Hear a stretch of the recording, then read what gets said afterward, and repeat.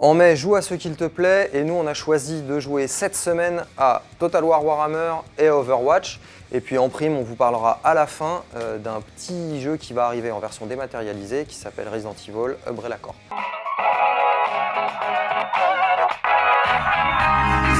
On y va, donc on commence avec Overwatch. Overwatch, c'est le jeu de tir de Blizzard, le premier jeu de tir à la première personne de Blizzard qui se joue en équipe à 6 joueurs contre 6 joueurs.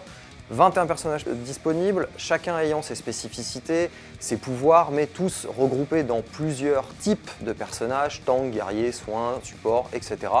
À vous d'œuvrer en équipe sur des cartes, avec des missions sur chacune. Si vous êtes le camp des attaquants, il va falloir réussir à, certes, défaire l'adversaire, mais aussi réaliser l'objectif de la map. Si vous êtes défenseur, eh bien naturellement, il va falloir empêcher les attaquants de réaliser leur objectif, tout en défendant des points stratégiques disséminés sur la carte. Alors qu'est-ce qu'on en pense? Difficile de ne pas dire qu'on a adoré Overwatch. Ça fait déjà plusieurs mois qu'on y joue, sur la bêta, sur les différentes phases bêta plus exactement.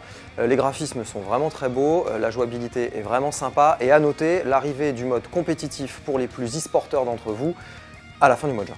Et on va continuer avec Total War Warhammer. Alors Total War Warhammer, c'est bien sûr d'un côté Total War, les jeux stratégie de grande ampleur de Sega, et la licence Warhammer, la licence de la boutique Games Workshop spécialisée dans les figurines en métal et en plastique à peindre et avec lesquelles on se bat pendant des heures sur des planches en bois. Et bien là, pas de planches en bois, mais plutôt des planches de pixels. On va se retrouver à la tête de 4 armées différentes pour commencer, soit les vampires, soit les humains, soit les orques, soit les nains. D'autres races vont être ajoutées par la suite. Courage, adorateurs des elfes comme nous, ne soyez pas trop tristes.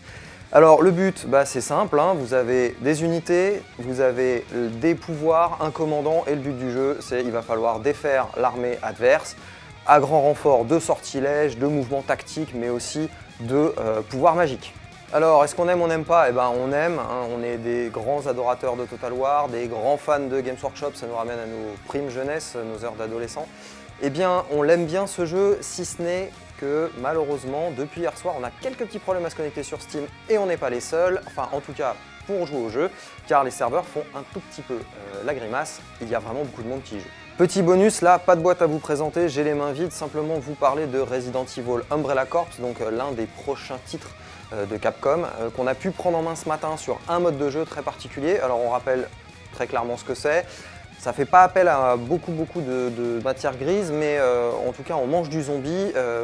C'est un jeu à la troisième personne, un peu basé sur le style Uncharted, c'est-à-dire qu'on se cache, on tire, on se cache, on tire.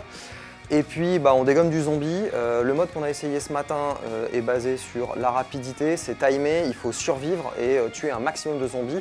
A noter qu'il va y avoir un mode en ligne disponible très bientôt à la sortie du jeu bien entendu, et puis d'autres modes seront à venir dans les différentes phases de test. A noter que ce jeu ne sera disponible que sur PS4 et PC et en version dématérialisée normalement à la fin du mois de juin.